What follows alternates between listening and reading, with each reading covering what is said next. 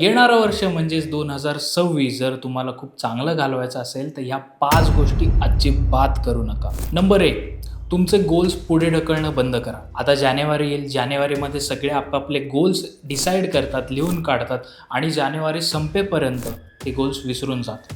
याचा अर्थ हाच आहे की तुम्ही तुमच्या ब्रेनला सिग्नल देताय की तुमचे हे जे महत्त्वाचे गोल आहेत ते ऑप्शनल आहेत. सो त्यामुळे असं अजिबात करू नका. किती थकवा आला तरी तुमच्या टास्क पूर्ण करा. किती कंटाळा आला तरी पण हे गोल्स अचीव्ह करण्याच्या मागे लागा. Number 2, stop waiting for that perfect moment. Perfect वेळ अशी कोणती नसते, परफेक्ट दिवस असा कोणता नसतो, परफेक्ट माइंडसेट हे मिथ आहे. ग्रोथ ही कधीही इझी नसते. ग्रोथ ही नेहमी मेसी, स्ट्रगलिंग आणि सॅक्रिफाईस घेऊन येते. त्यामुळे त्या परफेक्ट मोमेंटसाठी थांबू नका. गोष्ट क्रमांक 3, 100 दगडांवर पाय ठेवू नका. आपण असं नेहमी बघतो की 100 गोष्टी आपण करायला जातो आणि त्यातली एकही गोष्ट होत नाही आणि आपण जागच्या जागीच राहतो. कुठली तरी एक गोष्ट निवडा, त्याच्यावर कन्सिस्टंटली काम करत राहा. Consistency is the key.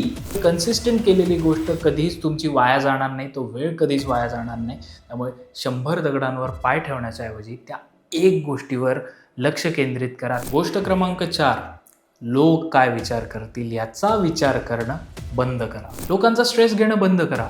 लोक कधीच कुठली चांगली गोष्ट पहिल्यांदा अप्रिशिएट करत नाही, हे नेहमी लक्षात ठेवा. तुम्ही कितीही चांगले वागा, ते नेहमी तुमचा वाईटाचाच विचार करतील किंवा कधी हा एकदा चुकतोय सो जेणेकरून आम्ही ह्याला तू कसा चुकला हे सांगता येईल याचाच विचार करतात. गोष्ट क्रमांक 5, इम्पेशंट होणं बंद करा.